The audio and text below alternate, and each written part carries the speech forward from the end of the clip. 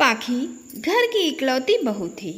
सास बिमला बहू के आने के बाद घर की चाबियां और सारी जिम्मेदारी बहू को सौंपने के बाद खुद तो हरि भजन में लगी रहती हैं।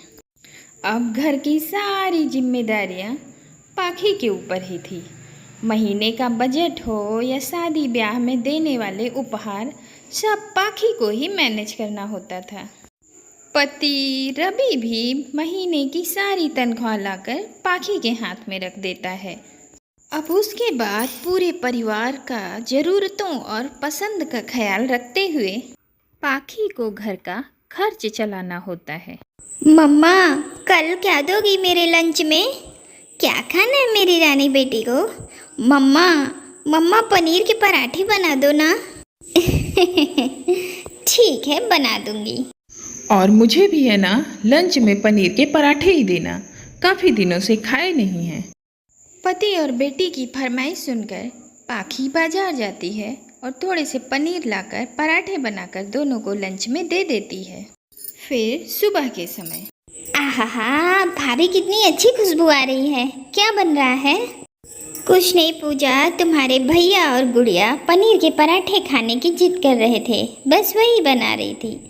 ओ भाभी, ये तो गलत बात है ना।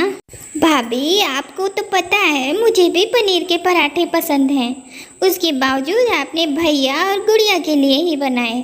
मेरी तो कुछ वैल्यू ही नहीं है इस घर में। क्या बात है पूजा, किस बात पर बहस लड़ाई पड़ी हो? कॉलेज नहीं जाना क्या? ला भाभी, टिफ़िन दे दो, मैं तो जा रही हूँ, मेरी क्लास है। हाँ हाँ, ले जा टिफ़िन। तुझे कौन सा पनीर का पराठा मिला होगा? तू तो बस वही सादे पराठे और अचार से काम चलाएगी मेरी तरह। अरे दीदी, किसने खा लिए पनीर पराठे? क्यों गुस्सा कर रही हो? अरे और कौन? भाभी की लाडली बेटी ने और भैया ने। हम लगते ही क्या हैं भाभी के, जो हमें लंच में पनीर के पराठे मिलेंगे? ओहो, इन पनीर के पराठों ने तो सुबह सुबह घर में महाभारत खड़ी कर दी। अब अगर इन्हें पनीर के पराठे नहीं मिले तो भेदभाव करने वाली भाभी के रूप में मेरा नाम इतिहास के पन्नों में दर्ज हो जाएगा। अब मैं इन लोगों को कैसे बताऊं कि घर का बजट मेरे हाथ से फिसला जा रहा। ऐसी बात नहीं है। देखो पूजा और रुचि, मैंने तुम दोनों में और गुड़िया में कभी फर्क नहीं किया है क्या? वो बस सुबह सुबह बहुत जल्दी रहती है ना, इसलिए मैंने तुम दोनों के लिए सिंपल पराठे बना दिए। वो मैं ये सोच रही थी ना कि शाम को सबके लिए पनीर के पराठे ही बना दूं। रोज रोज वही दाल चावल रोटी सब्जी खाते खाते मन उब जाता है। ओह सॉरी भाभी, हमने बिना सोचे समझे आपको इतनी सारी बातें सुना दी। आपको तो पता ही है ना, पनीर मेरी कमजोरी है। आप तो सच्ची में हमसे बहुत प्यार करती हैं। बेस्ट भाभी हो आप हम सब की। अच्छा ठीक है, हम निकलते हैं, शाम को जल्दी आएंगे। आज तो पार्टी करेंगे पनीर के पराठों की। शाम को पनीर के पराठे खाने की खुशी में पूजा तो कॉलेज निकल गई, लेकिन पाखी का दिमाग सुन्न पड़ गया था। माँ जी तो मुझे चाबियाँ देकर ऐसे निश्चिंत हो गई जैसे इनका बेटा कुबेर का खजाना लाकर मेरे हाथों में रख देता है। अब इस घर की तो वही कहानी है, आमदनी अठन्नी खर्चा रुपया। घर के सब सदस्यों की अलग अलग फरमाइश, अगर वो पूरी ना हो तो सब मिलकर मुझे ही बुरा बना देते हैं। अब एक आदमी की कमाई में 10 लोगों का खर्चा चलाना कोई मजाक तो नहीं है। आखिर इस महंगाई की मार में क्या करूं मैं? अरे पाखी बेटा, जरा एक कप चाय बना देना। हाँ ला रही हूँ माँ जी। काफ़ी देर तक पाखी सास के लिए चाय लेकर नहीं आती तो सास कमला रसोई में आ जाती हैं। अरे चाय बन गई बहू, तो दे क्यों नहीं रही है? तू यूँ रसोई में खड़े होकर काँप क्यों रही है? जी माँ जी, दे रही हूँ। वो मैं कुछ सोच रही थी ना, तो ध्यान हट गया चाय से। अरे क्या हो गया बहू, तू इतनी गुमसुम क्यों है? अब क्या बताऊँ माँ जी, महीने का आखिरी दिन चल रहा है। ले दे के कुछ ही पैसे बचे होंगे मेरी गुल्लक में।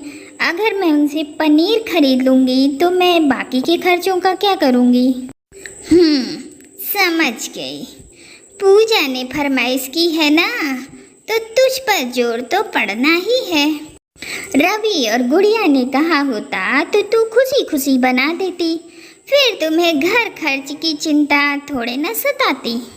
कोई बात समझना ही नहीं चाहता। माँ ने तो सालों तक घर चलाया है, फिर भी वो ऐसी बात बोल रही है।